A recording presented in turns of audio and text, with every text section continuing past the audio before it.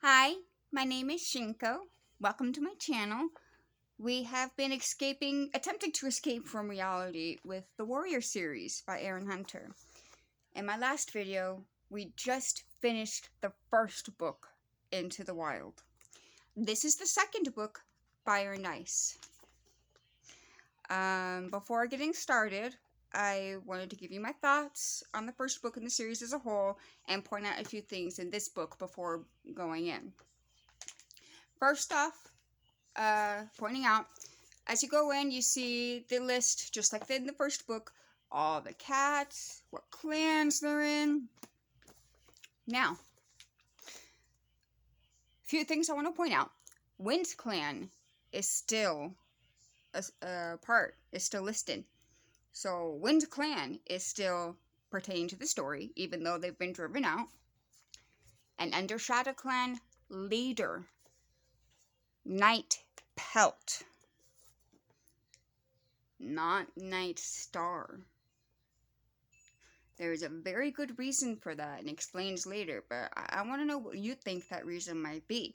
When clan leaders inherit their clan title, Star is added at the end of their name. What happens is that they go to the Moonstone, the boulder, and with their medicine cat, they dream, and then they're given those 9 lives. So why wasn't Night Pelt given the title Night Star? You'll find out, which is something to consider. Let's see. It also adds cats outside the clan. This is where you'll see Smudge, Barley, and Ravenpaw now.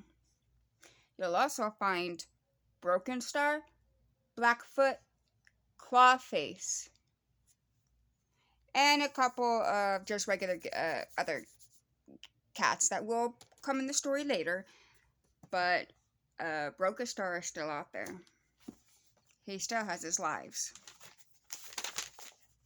There's also the map, as I've shown you. 4 trees.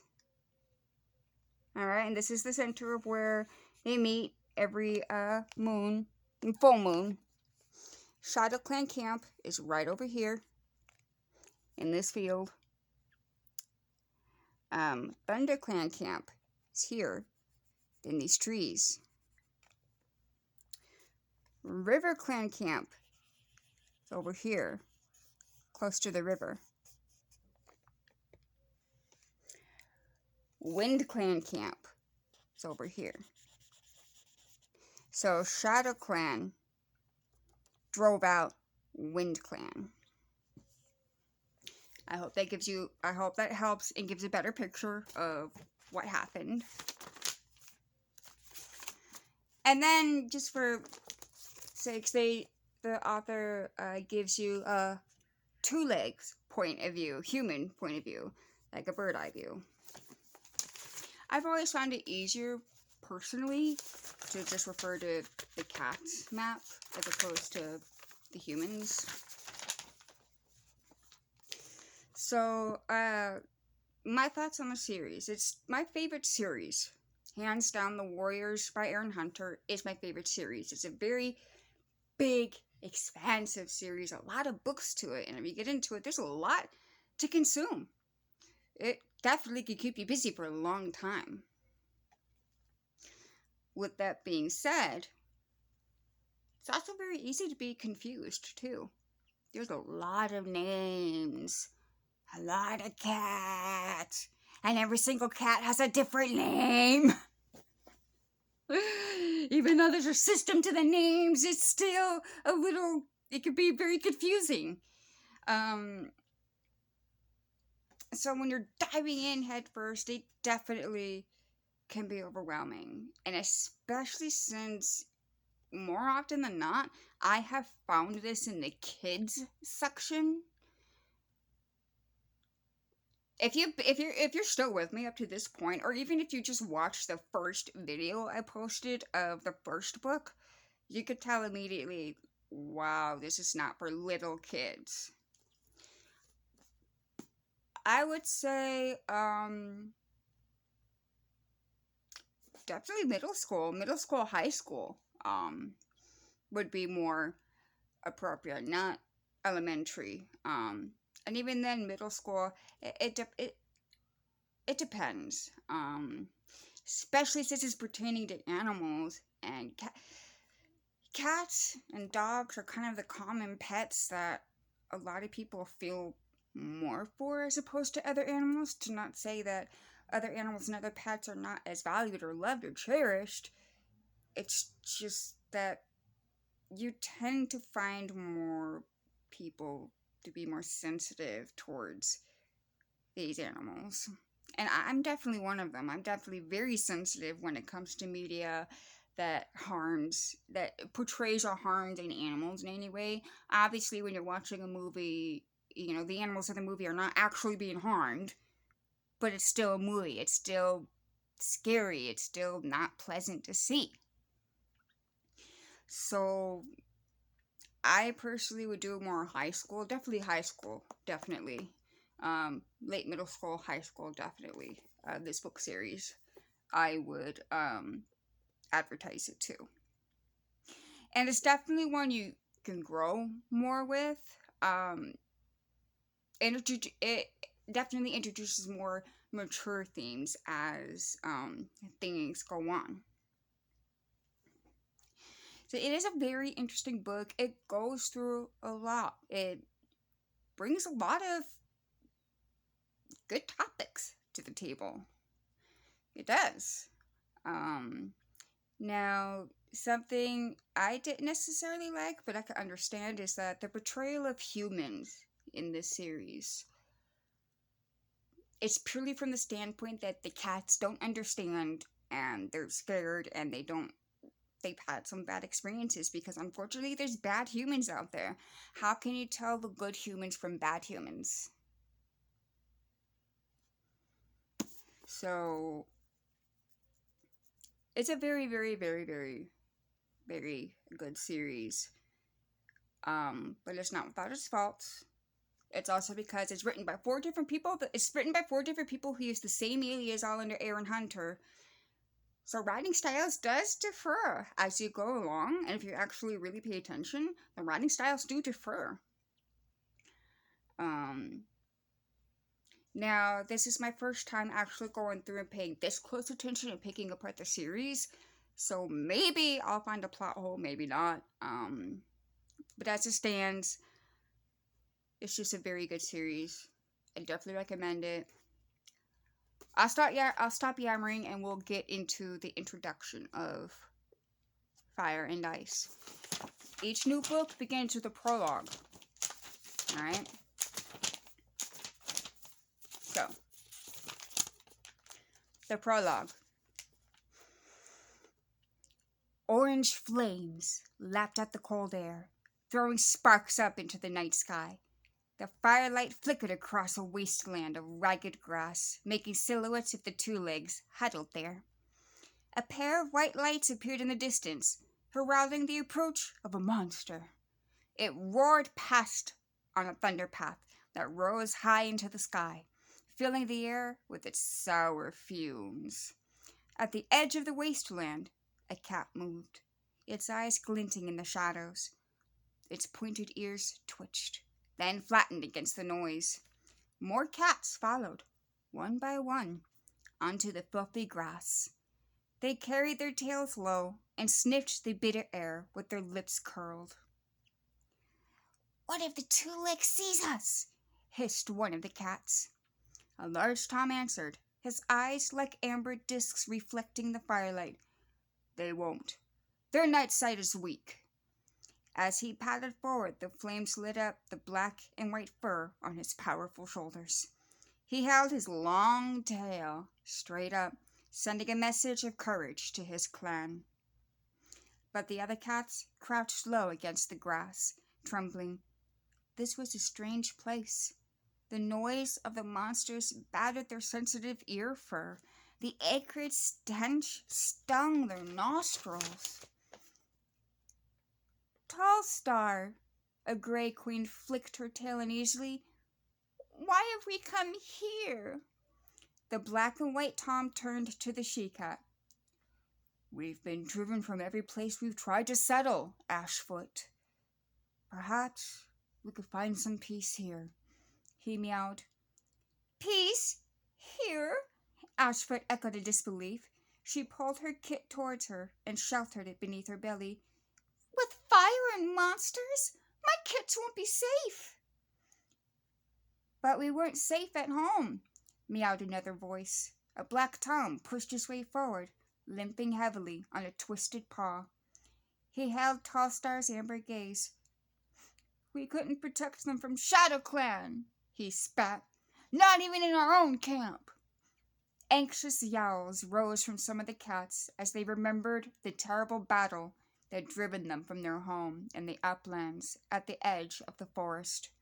A young apprentice wailed, Bruggarstar and his warriors may still be hunting us. The cry alerted one of the two legs around the fire. It stood unsteadily and stared into the shadows. At once the cats fell silent, crouching lower. Even Tall Star lowered his tail. The two legs shouted into the darkness and flung something at them. The missile flew over their heads and exploded into a burst of thorn-sharp pieces on the thunder path behind. Ashfoot flinched as a shard grazed his shoulder, but he stayed silent, curling his body around her terrified kit. Keep down, hissed Tall Star. The two-leg at the fire spat on the ground, then sat back down. The cats waited for a few moments before Tall Star stood once more. Ashfoot stood too, wincing at the new pain in her shoulder. Tall Star, I fear for our safety here. And what will he eat? What will he eat? I can't smell any prey. Tall Star stretched his neck and rested his muzzle gently on the queen's head. I know you're hungry, he meowed, but we'll be safer here than back in our old territory, or in the two-leg fields and woods. Look at this place. Even Shadow Clan won't follow us here. There's no scent of dogs, and these two legs can hardly stand. He turned to the black Tom with the twisted paw. Deadfoot, he ordered. Take one whisker and see if you can find anything to eat. If there are two legs, there must be rats. Rats? Spat Ashfoot, as Deadfoot and the smaller brown tabby bounded away. That's no better than crow food. Hush, hissed a tortoiseshell beside her. Rat meat is better than starving to death. Ashfoot scowled and dipped her head to lick her kit behind his matted ears.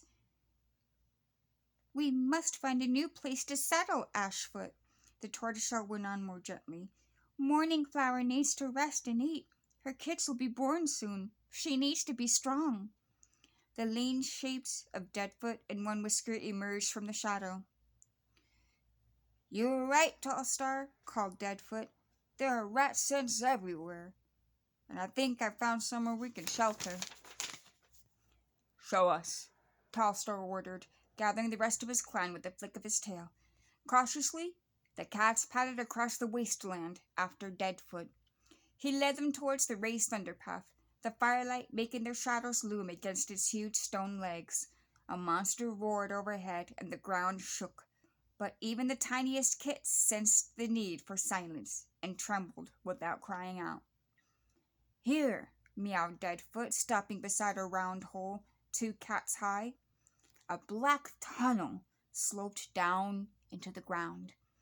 A constant stream of water trickled into it. The water's fresh, Deadfoot added. We'll be able to drink it. We'll have wet paws day and night, Ashfoot complained. I've been inside, the black Tom told her. There's some space away from the stream. At least we'll be safe from the two legs of monsters. Tall Star stepped forward and lifted his chin.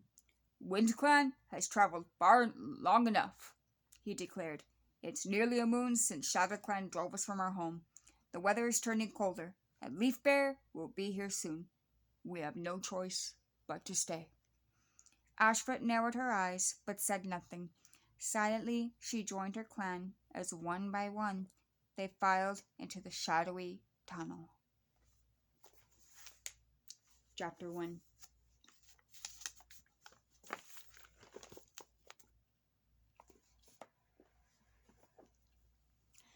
So, to help paint a picture, that's Wind Clan. Tallstar is Wind Clan's leader. And they're outside the clan territories. They're not too far, though. They traveled away, but they kind of came back a little bit. So they're somewhere near a thunder path and near two legs.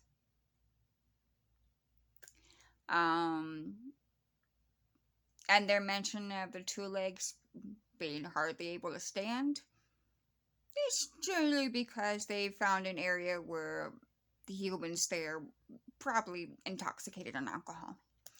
And the tunnel that leads down and the water going into it. Can you think of what kind of tunnels that might be that's that close to a road? Sounds like a drainage system of some sort to me. So Wind Clan is in some tunnels under a thunder path. That's where they're at right now. And this was the prologue. So that was happening roughly around the time Firepaw was in the clan, Ravenpaw, all of that. While all of that stuff was going on, Wind Clan was being driven away from place after place, and they were trying to find somewhere to settle. Winter is coming, and winter has always been a very hard time for the clans. There's less prey, there's less shelter, it's colder, there's more sickness, there's more illness that comes in the cold weather as well. So that's also something interesting you'll see in the series as well. How they treat illness, what different herbs and things they use. Now, I can look up exactly, but if I remember correctly, the inspiration for the different herbs and medicines used in this series is from a real vet book printed a long time ago. So, while in the past those remedies were tried and may have shown some success, I am urging you now, please, if your cat is hurting in any way, do not follow any of the warrior remedies, please. Apparently, people have done that and it's caused issues, so please don't. Okay? Use a brain. Yeah, I'll end it here. Later, we'll start reading and we'll go through the second book here, Fire and Ice. I hope you have a wonderful day. Stay safe out there.